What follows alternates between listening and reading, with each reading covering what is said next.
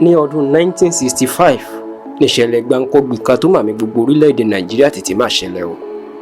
Inú iléèwé gíga ìjọba àpapọ̀ tó wà lÉkòó, ìyẹn University of Lagos tí gbogbo ayé mọ̀ sí UNILAG, ìníṣẹ̀lẹ̀ gbáǹkọ́gbì máa ti ṣẹlẹ̀ o. Kó lè yé yín dáadáa, lọ́dún 1962 òun ni wọ́n kọ́kọ́ yan ọ̀gá àgbà ìyẹn vice chancellor iléèwé UNILAG. Ṣé ń kọ́ lẹ̀ dáadáa o. Ọdún 1962 ni wọ́n kọ́kọ́ yan ọ̀gá àgbà iléèwé UNILAG ìyẹn vice chancellor, tó sì jẹ́ pé ọmọ Ìgbò kan ọ̀jọ̀gbọ́n ẹni Njoku òun ni wọ́n yàn gẹ́gẹ́ bí ọ̀gá àgbà àkọ́kọ́ fún iléèwé UNILAG o. Ṣùgbọ́n bó ṣe dọdún 1965, ìyẹn lẹ́yìn ọdún mẹ́ta tí ọ̀jọ̀gbọ́n ẹni Njoku ti lò gẹ́gẹ́ bí ọ̀gá àgbà iléèwé UNILAG, tí sáà ẹ̀ fẹ́ parí, ó ní àwọn ọmọ iléèwé UNILAG ni wọ́n máa yarí o. Wọ́n ní dandan ni kí ọ̀jọ̀gbọ́n ẹni Njoku kó tún máa bá sáà kejì lọ gẹ́gẹ́ bí ọ̀gá àgbà iléèwé UNILAG. Ṣùgbọ́n o, níṣe ni ìjọba àpapọ̀ lábẹ́ Alhaji Tafawa Balewa, bẹ́ẹ̀ bá rántí gbogbo àsìkò táwọn wí, ìjọba ẹlẹ́kùnjẹkùn ìyẹn regional government la sì ń ṣe o lásìkò gbogbo ìgbà táwọn wí yìí o, tó sì jẹ́ wípé olóyè Ọbáfẹ́mi Awólọ́wọ̀ ló ń ṣàkóso apá ìwọ̀ oòrùn ilẹ̀ Nàìjíríà, ìyẹn ilẹ̀ Yorùbá, ìyẹn Premier of Western Region. Ṣùgbọ́n o, nígbà tí sáà ọ̀jọ̀gbọ́n ẹni Njoku tí sáà àkọ́kọ́ ẹ̀ parí lọ́dún 1965, ìjọba àpapọ̀ fẹ́ fi ọmọ Yorùbá ìyẹn ọmọ ìlú Abẹ́òkúta nípínlẹ̀ Ògùn àsìkò yìí, ọ̀jọ̀gbọ́n Sàbúrì Ọládẹni bí ò bá kú ni ló fẹ́ fi rọ́pò ọ̀jọ̀gbọ́n ẹni Njoku.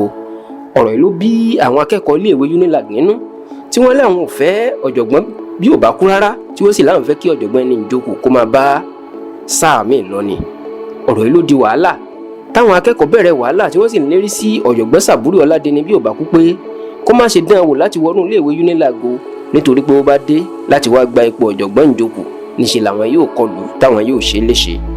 Ìṣẹ̀lẹ̀ ló jẹ́ kí ọ̀jọ̀gbọ́n bí ò bá kú ó gba ọ̀dọ̀ mínísítà ètò ẹ̀kọ́ lórílẹ̀‐èdè ńgbà náà, ìyẹn olóyè Richard Akínjídé lọ, tó ṣàlàyé ní táwọn akẹ́kọ̀ọ́ tó fi ń dókòkò mọ́, tí olóyè Richard Akínjídé sì jẹ́ kí ọ̀jọ̀gbọ́n bí ò bá kú mọ̀ pé àwọn yóò kó ẹ̀ṣọ́ ààbò fún tí nǹkan kan kò fi ní ṣe. Ṣùgbọ́n o, ọjọ́ burúkú ìṣùgbọ́mẹmọ mà ní ọjọ́ tí ọ̀jọ̀gbọ́n Sàbúrì Ọládẹni bí ò bá kú mà dé iléèwé UNILAG láti bẹ̀rẹ̀ ìṣàkóso gẹ́gẹ́ bí ọ̀gá àgbà iléèwé náà o. Àsìkò tí ọ̀jọ̀gbọ́n bí ò bá kú ọmọ ìlú Abẹ́òkúta gorí pẹpẹ láti bá àwọn akẹ́kọ̀ọ́ sọ̀rọ̀ àkọ́kọ́ gẹ́gẹ́ bí ọ̀gá àgbà wọn, ìní ọ̀kan lára àwọn akẹ́kọ̀ọ́ iléèwé UNILAG tí wọ́n ń pè ní Káyọ̀dé Adams ni ló gbọ̀nà yìí lọ bá ọ̀jọ̀gbọ́n bí ò bá kú, tó sì gún bàbá náà lọ́bẹ.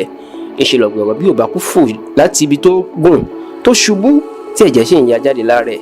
Níṣe lọ̀rọ̀ di bí o kò lè lọ kí o yàgò lọ́nà, tí gbogbo iléèwé UNILAG dàrú, tíṣẹ̀lẹ̀ sì mì gbogbo Nàìjíríà tìtì lọ́dún 1965. Ṣùgbọ́n o, Káyọ̀dé Adams ó mà sá lọ, ó sá kúrò níbi ìṣẹ̀lẹ̀ yìí, ṣùgbọ́n tí wọ́n padà rí mú. Orí náà ló padà kó ọ̀jọ̀gbọ́n bí ò bá kú yọ o, nítorí pé ikú tí ò bá pani tó ṣí ni ní fìlà ní ọ̀rọ̀ ẹ̀, tó sì padà gbádùn nílé ìwòsàn tí wọ́n gbé lọ. Látọdún 1965 sí ọdún 1972 ìlọ̀jọ̀gbọ́n bí ò bá kú ni ló fi ṣe ọ̀gá àgbà iléèwé UNILAG. Fún àǹfààní àwọn ọmọ àsìkò yìí àtàwọn tó ń lo iṣẹ́ ìwádìí wa yìí fún iṣẹ́ ìwádìí bóyá níléèwé àbí fún láti gba oyè, ọdún 2001 ni ọ̀jọ̀gbọ́n bí ò bá kú kú. Bẹ́ẹ̀ ni gbogbo wa mọ ọ̀jọ̀gbọ́n bí ò bá kú gẹ́gẹ́ bí gbajúmọ̀ òǹkọ̀tàn ńlẹ̀ Yorùbá tó sì kọ ọ̀pọ̀lọpọ̀ ìtàn. Ṣùgbọ́n ní ti Káyọ̀dé Adams tó kú bàbá yìí náà lọ́bẹ o, nígbà tí wọ́n mú tí wọ́n gbé lọ ilé ẹjọ́, àwíjàre tó sọ ní ẹjọ́ ni wípé òun láwọn ọpọlọ orí òun ò pé òun máa ń ṣe gángangan, tí adájọ́ sì tú sílẹ̀ tó ní ká lọ tọ́jú ẹ̀ nílé ìwòsàn tí ń tọ́jú àwọn wèrè ní agbègbè Yaba táwọn èèyàn ń pè ní Yaba apá òsì báyìí. Lọ́dún 1969, ìyẹn lẹ́yìn ọdún mẹ́rin tí ìṣẹ̀lẹ̀ ṣẹlẹ̀, ó ní Káyọ̀dé Adams máa kú.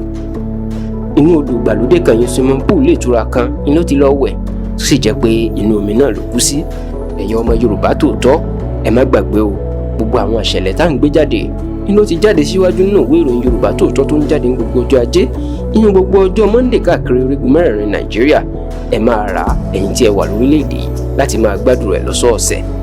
Bí ẹ bá ní ohunkóhun tí ẹ fẹ́ bá wa sọ, ẹ̀yin fẹ́ ṣe ìpolówó ọjà ni, àyìn bẹ́ẹ̀ fẹ́ ṣe ká gbé yín lárugẹ, nọ́mbà fóònù tẹ́ pèrè o 080 52 00 9427. Yorùbá tòótọ́, agbẹnusọ ọmọ káàárọ̀ oòjíire.